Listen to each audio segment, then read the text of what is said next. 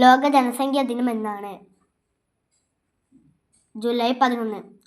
ലോക ജനസംഖ്യ 500 കോടി തികഞ്ഞ വർഷം? 1987 ജൂലൈ 11.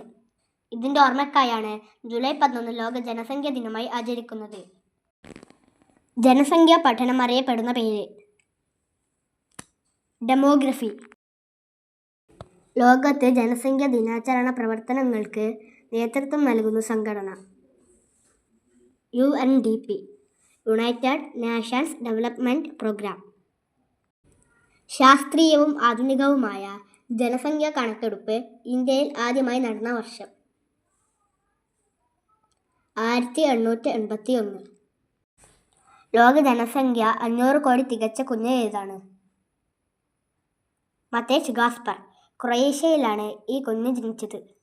ലോകത്ത് ഏറ്റവും കൂടുതൽ ജനസംഖ്യയുള്ള രാജ്യം? ഇന്ത്യ. ഏറ്റവും കുറവ്? വത്തിക്കാൻ. ലോകത്തിൽ ആദ്യമായി സെൻസസ് നടന്നത് എവിടെയാണ്? അമേരിക്ക. ജനസംഖ്യയിൽ ഇന്ത്യ ചൈനയെ മറികടന്ന വർഷം?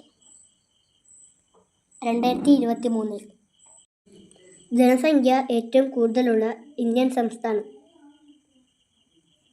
ഉത്തർപ്രദേശ്. രണ്ടാമത് മഹാരാഷ്ട്ര. ജനസംഖ്യ ഏറ്റവും കൂടുതലുള്ള കേരളത്തിലെ ജില്ല? മലപ്പുറം. ജനസംഖ്യ ഏറ്റവും കുറവുള്ള ഇന്ത്യൻ സംസ്ഥാനം? സിക്കിം. രണ്ടാമത് മിസോറാം. ജനസംഖ്യ ഏറ്റവും കുറവുള്ള കേരളത്തിലെ ജില്ല?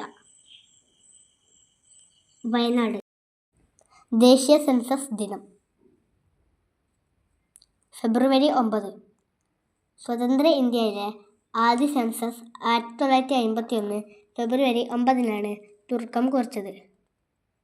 ഇതിൻ്റെ ഓർമ്മയ്ക്കായാണ് ദേശീയ സെൻസസ് ദിനം ഫെബ്രുവരി 9 ആചരിക്കുന്നത്. ഇന്ത്യയിൽ അവസാനമായി സെൻസസ് നടന്ന വർഷം? 2011.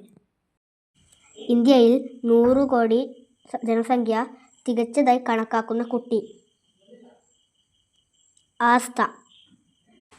ലോക ജനസംഖ്യ 700 കോടിയായി കണക്കാക്കുന്ന കുട്ടി? നർഗീസ്.